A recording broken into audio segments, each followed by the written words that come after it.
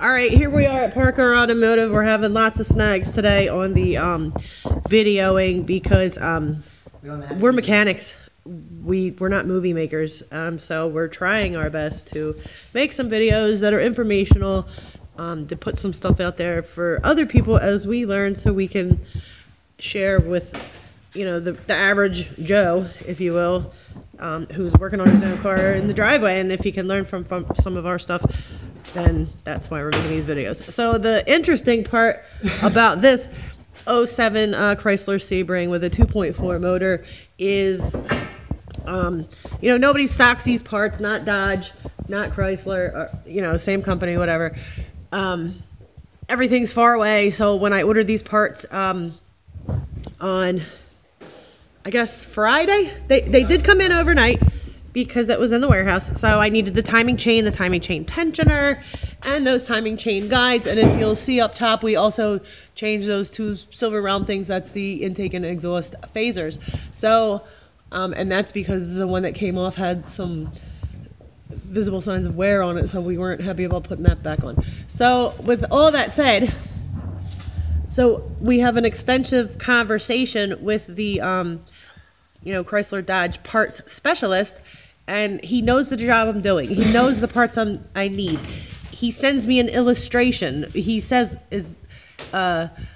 he doesn't point out specifically what he's ordering, but I say, yep, that's what we're doing. They're the right parts. We go over the tensioners, what I need. So today, when today's order comes in, you want to point to the one on the timing chain that didn't come in? This one. So right today, here. when we get our special order overnight, that is not in our order, and that's a timing chain guide.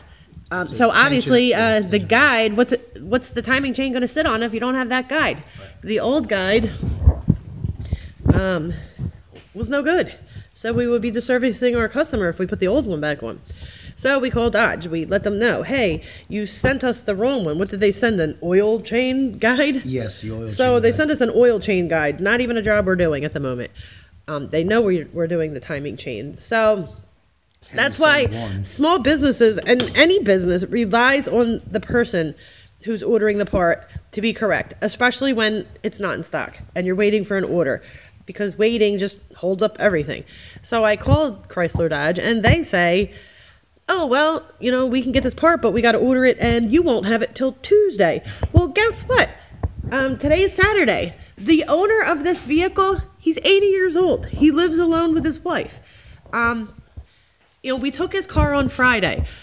We know that things happen in the automotive field, but this man he's got a lot of doctor's appointments. He's got a lot of health issues. He relies on his vehicle.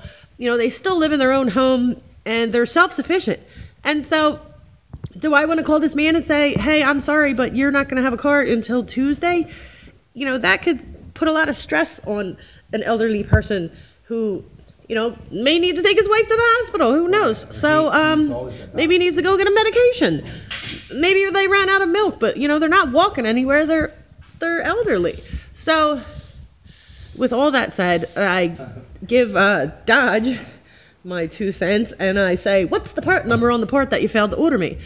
So they give it to me. So I Google search it, and I find that Hyundai has the same part number. So I research it, I call Hyundai, we cross-reference it, I run up there. Interesting fact, my youngest son actually works at that Hyundai as a technician, but so I'm talking to the parts guy, and I take up the original part. There was a slight variation on right around here. There's a little divot, but kind of just missing a little divot here on the one we installed, but nothing sits in there. Everything else lined up, the timing chain lined up, and so it worked. And so we're happy. My customer's going to get his car back tonight. He's not going to be all stressed out. Bottom line, when you're dealing with parts that aren't in stock and you're relying on a dealership, I guess I learned my lesson to you know, ask questions, make sure they ordered the right parts, especially because, well, time is money for us, and our customers are relying on us. You know, we're not that kind of shop who has your car for 2-3 weeks. look at our shop. We have 2 bays and 2 bays back to back. So we got to get our jobs done in a timely manner. You know, for us to have a car for 2 days, that's an excessive amount of time because we usually get it done in a day. This man swaps a motor in a day and is driving it by the end of the night. So, and that's why our customers like coming here. Their vehicle is not down forever. So that's that. So if you ever get a part or a wrong part, ask for the part number, cross-reference it, Google search it. Actually, I saw that Hyundai and Kia had the same part number. I went with Hyundai first. It worked. Kia was my next try. But sometimes parts do cross-reference across the board on makes and models. Yeah, so sometimes. Keep that in mind. Right, and I actually said in one of my other videos, these 2.4s are, this is a Chrysler. This is the same motor that's in the Compass. It's the same motor that's in a Hyundai. And a Kia Forte, because that was coming up in my Google search. Right. I don't know what the Hyundai is. What's a Hyundai 2.4? Hyundai Sonata. There you go. Right, the Hyundai Sonata. So, that's it. So all is well. Cross-reference your part numbers. You may be surprised. The Hyundai dealer was super surprised. He was like, wow. So you learn something every day in this business. What are you supposed to say at the end? God bless you, God bless America, and be safe. Thank you.